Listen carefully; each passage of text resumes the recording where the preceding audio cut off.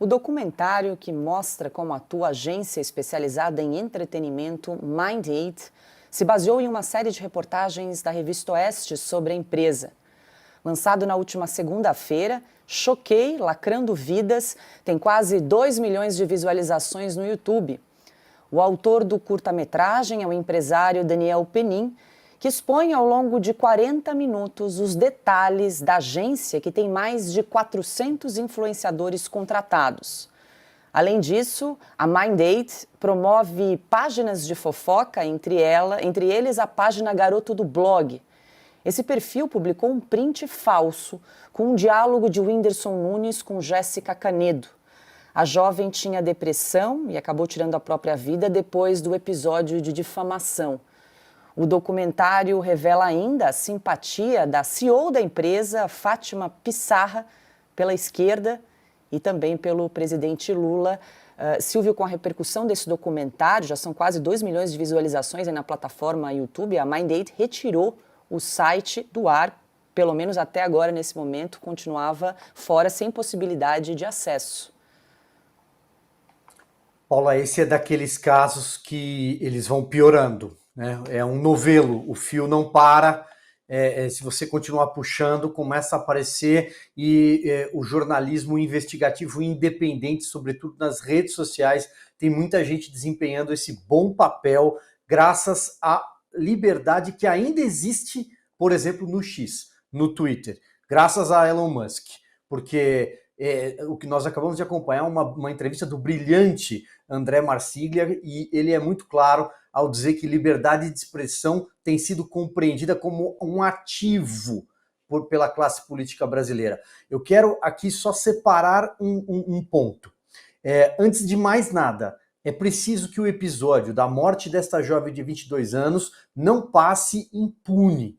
É preciso que seja investigado, porque outros casos, e se isso tivesse acontecido em um outro momento, ou envolvendo outras pessoas da esquerda, por exemplo, a Polícia Federal já estaria atuando nesse caso com muito afinco, a mando do ministro Alexandre de Moraes, que preside todos esses inquéritos que nós citamos agora há pouco, ou a mando do ainda ministro da Justiça, Flávio Dino, ministro de Segurança Pública. Vamos deixar isso muito bem claro. O ministro de Direitos Humanos já teria aparecido, aliás, diariamente estaria na mídia, a ministra das Mulheres diariamente estaria na mídia, a vice-presidente informal ou primeira-dama, pode escolher, Janja da Silva, já estaria se manifestando diariamente na mídia. E a mídia? Cadê a mídia tradicional?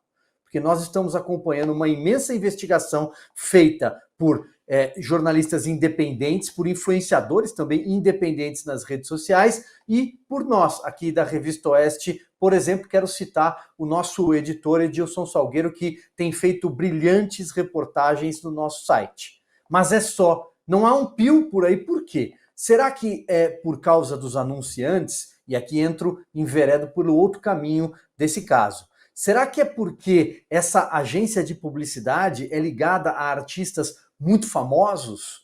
Será que todos esses artistas orbitam o espectro da esquerda? Será que todos eles apareceram nas redes sociais no ano passado fazendo o L, defendendo o voto em Lula? Será que todos eles participaram e a que preço de campanhas para estimular jovens a tirar o seu título de eleitor ao primeiro voto?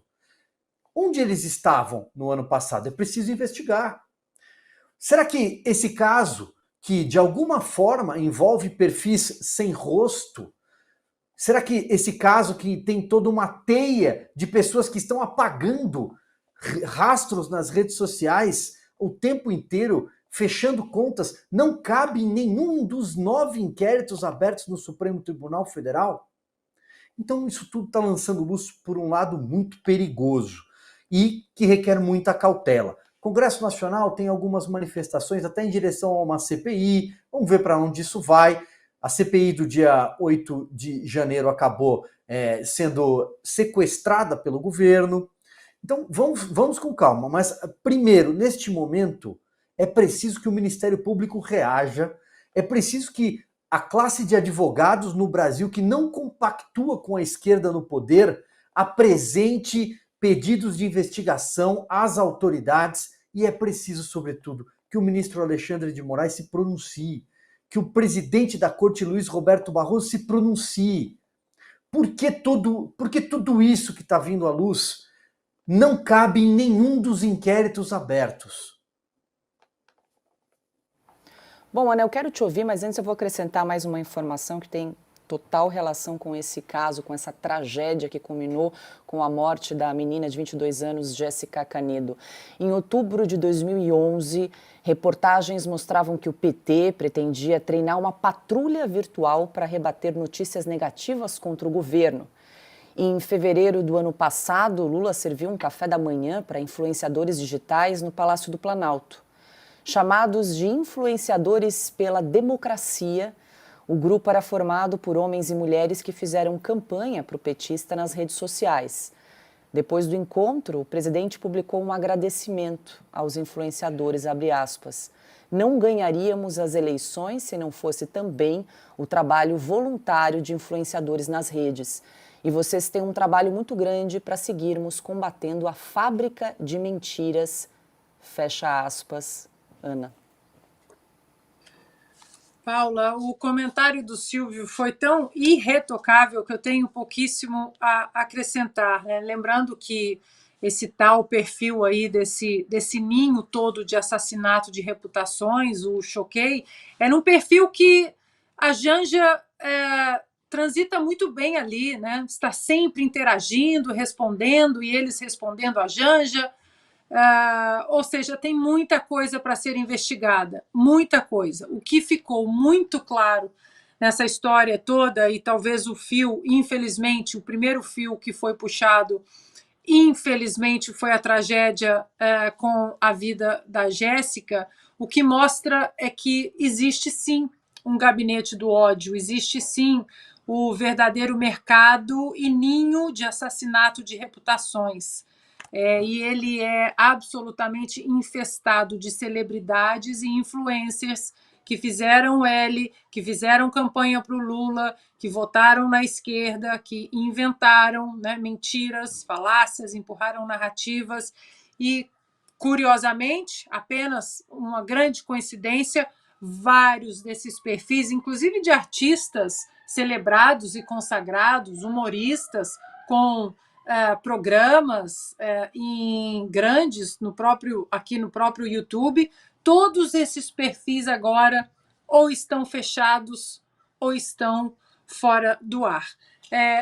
Nós estávamos falando do caso da juíza Ludmilla. A Ludmilla também sofreu exatamente um ataque vil e covarde por parte desses perfis, né, de assassinatos acho que a primeira coisa é o assassinato de reputação, é você destruir a pessoa emocionalmente, psicologicamente, financeiramente, fazer pressão para fechar as contas sociais. Agora, tem gente metida com esse grupo, Paula, que tem entrada no próprio Supremo Tribunal Federal, que tem entrada com ministros, e eles sabem muito bem que essa entrada, essa influência é importante, e por isso que não dá para fazer, né, ter absolutamente nenhuma trégua com essas pessoas, porque essas pessoas, elas existem, esses perfis existem, e essa influência com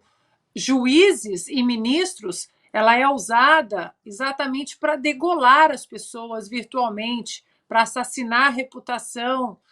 Pediram, né, nossas cabeças durante a pandemia, pediram que fôssemos despedidos dos nossos trabalhos na televisão, no rádio, nas nossas plataformas, que os nossos perfis fossem cancelados, derrubados. Então, não tem como ter trégua com essas pessoas, Paula, porque não existe a mínima chance de coexistência, porque se eles deixassem, nós seríamos eximados. Eximados. Eu vejo, Paula, para fazer uma comparação, né, atual, é o grupo do Hamas e o Israel. Eles não querem a existência da direita no Brasil. Eles querem um país de uma só voz, com um só partido, com uma só verdade, que é a verdade que eles falam, que eles implementam, e nem que para isso eles precisem entrar numa rota de barbárie, de assassinar tantas reputações a ponto de causar a tragédia que aconteceu, infelizmente, com a menina Jéssica. Augusto? É não só registrar que a imprensa velha não para de inovar, né? Criou-se agora com a autocensura a figura do morto proibido, né? Não se dá o nome do morto. Clériston é o nome proibido, não apareceu nenhuma vez em nenhum telejornal, em nenhuma publicação da imprensa velha. E agora é Jéssica, também é outro nome que não, outra morte que não existiu. A autocensura brasileira é muito mais feroz que a censura tradicional. Piotr, quer comentar o caso? Só sobre essa história de assassinato de reputações, o delegado Romeu Tuma Júnior escreveu um livro anos atrás. Eu vou só lembrar aqui, vou só ler o final da sinopse do livro. Abre aspas. Só mesmo quem viveu o governo em um órgão tão importante como Romeu Tuma Júnior, quando à frente da Secretaria Nacional de Justiça, para mostrar os podres poderes da era Lula. Fecha aspas. Essa coisa de assassinato de reputações não é nova quando envolve, por exemplo, o governo do atual ocupante do Palácio do Planalto. O que chama a atenção. Esse livro aqui hoje provavelmente não seria publicado.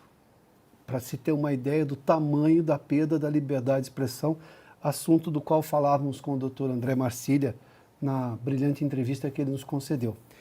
Para se ter uma ideia. Mas isso não vai ser apagado. Esse registro do Romeu Tuma Júnior está lá. Aliás, eu recomendo o livro, se você tiver um tempo, e se não tiver, arranje, mas leia o livro. Eu já li esse livro já faz muito tempo, mas fui buscar só a sinopse.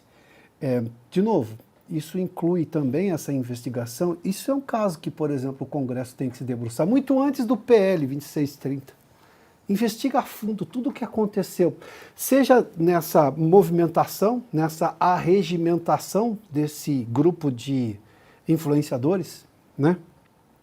Em nome sempre de uma candidatura, ou de derrubar a reputação de pessoas que discordavam, apresentavam outros pontos de vista nas mesmas redes sociais e que levou ao infortúnio, ao grave infortúnio da morte dessa moça, que é...